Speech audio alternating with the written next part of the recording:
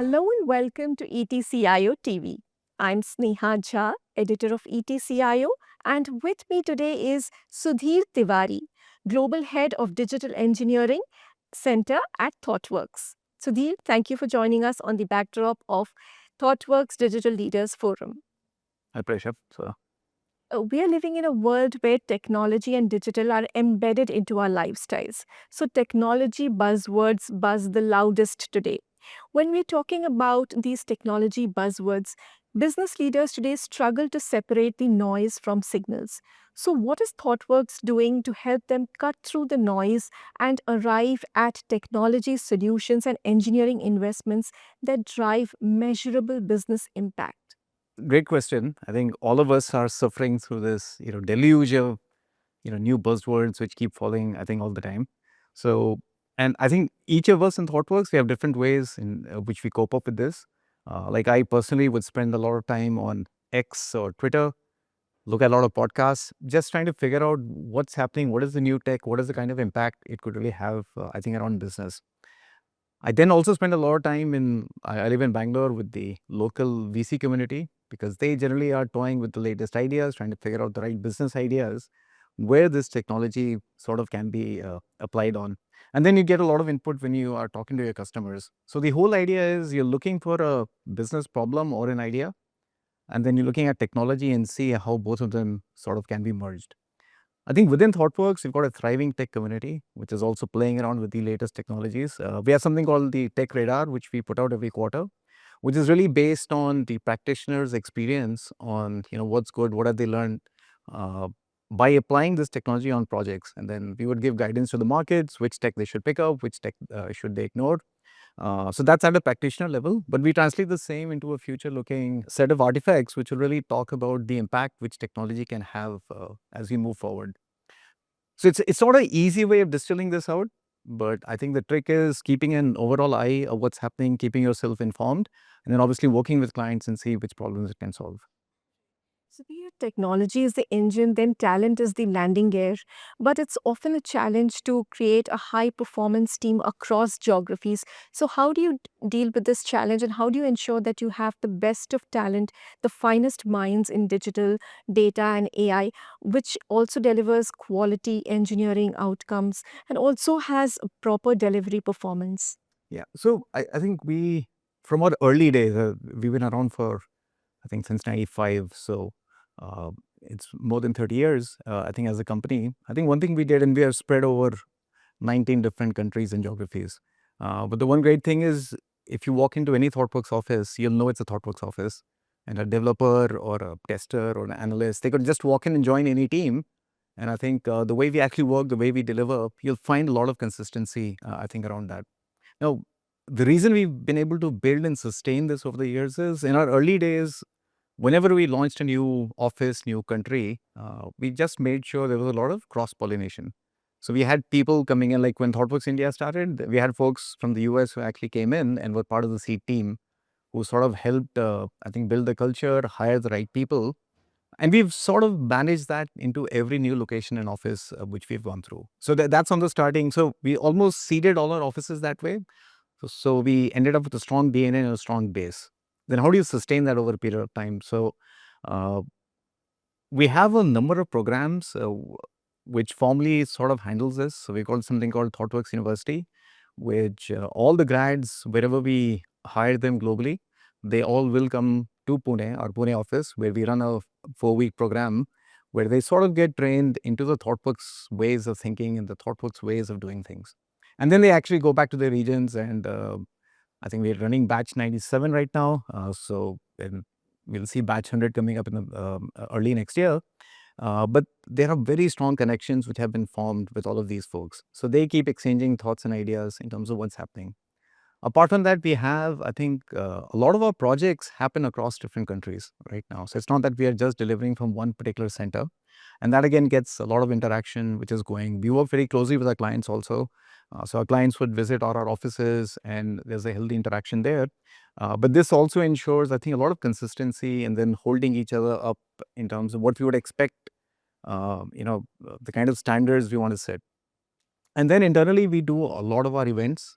We have communities of practice, communities where people actually come together, they share their learnings, thought process. So that sort of brings getting a community feel that really helps. Then we have now, like for AI, we're running a bunch of global hackathons, which again gets people sort of working together. And so the ability to work together, hold each other to a particular standard and follow that, that's what's really kept the delivery culture alive and kicking throughout. I mean, we've got close to 10,000 people spread over 19 different countries, 30 plus offices. And you can, as I said at the beginning, you can just walk into any office and you'll just know it's a ThoughtWorks office. So, Right. So, Sudhir, we discussed this, but I want to dig a little deeper into this. The most intriguing and strikingly beautiful thing about technology is that it is always evolving. So, what's your approach to reskilling and upskilling your talent to make sure that they're ready for all the new waves that technology is riding? right. So it really starts from our hiring process. So when people actually come in, we do look, the folks who are coming in, are they very curious? Do they have the ability to keep learning? So I think one of the programs we run called the STEP program, which is for diploma grads who come in, I think the main thing we're teaching them, and it's a 2-year program, 18 months program. So the key thing which we're teaching them in that program is the ability to be lifelong learners. So I think for reskilling, you can give all the training, you can give the tooling. That's only one part of it. But unless you have the intrinsic, if the, in our case, unless a thought worker has the intrinsic need to actually learn and explore something new, that never works. So part of our problem gets solved on the hiring side. I think as a company, we have never been too particular on hiring a particular skill set, but we really focus a lot on, do you really understand the fundamentals of what's actually needed? Are you curious to learn? Are you collaborative? Because the way tech is evolving, there is no single person will know everything. So it's your ability to work with teams, work with other individuals, where you can start, just you work with someone, you understand what needs to happen, and that's how you continuously upskill yourselves. So part of my job would be just to give the tools and the environment for people. We would lay a heavy emphasis on the hiring process so that we have got the right people, and you bring that together in an open culture where you can exchange ideas and thoughts and innovate and do that on the projects you're on. I think that's how people continuously learn. Right. It's like let the thousand flowers bloom. Yes, it's a lot. I mean, that's the term we actually use internally, let thousand flowers bloom. Yeah. But you have to set the right soil for them, right? And so that's a big part of what the leadership would do, and that's what the leadership in the company would be expected to be doing. Okay. Now, Sudhir, when we talk about digital platforms, digital first business models, then security is no longer a function of the CISO, it's a business risk. So, what's ThoughtWorks' approach to ensure that when you're providing your digital platforms, you infuse resilience into them while they're revolutionary, but they're also safe and secure and also very resilient to all the cybersecurity threats that are constantly evolving?